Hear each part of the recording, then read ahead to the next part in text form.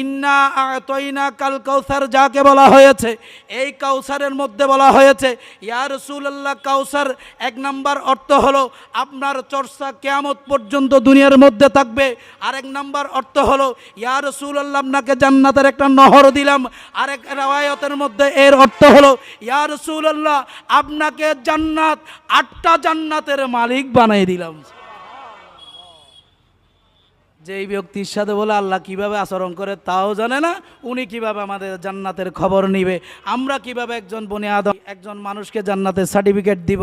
ভাই শুধু তাই নয়, ওয়াকাযালিকা জাআলনাকুম উম্মাতান ওয়াসাতাল লিতাকুনু শুহাদা আলান নাস, আমার রসুলকে আমাদের জন্য সুপারিশকারী বানিয়েছেন। তাই নয়, অন্যান্য নবীদের জন্য সুপারিশকারী বানিয়েছেন, অন্যান্য নবীদের উম্মতদের জন্য।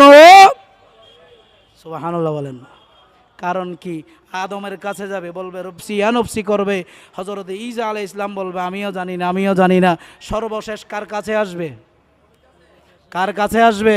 হযরত নূহ আলাইহিস সালাম বলবে ইয়া রাসূলুল্লাহ, আমার উম্মত তো বাঁচতে পারতেছে না, আমার উম্মতের জন্য সাক্ষী আপনাকে বানিয়েছেন। সুবহানাল্লাহ বলেন। আপনি যদি সার্টিফিকেট দেন আমি নূহ আলাইহিস সালাতু ওয়াস সালামের উম্মত জান্নাতে যাবে।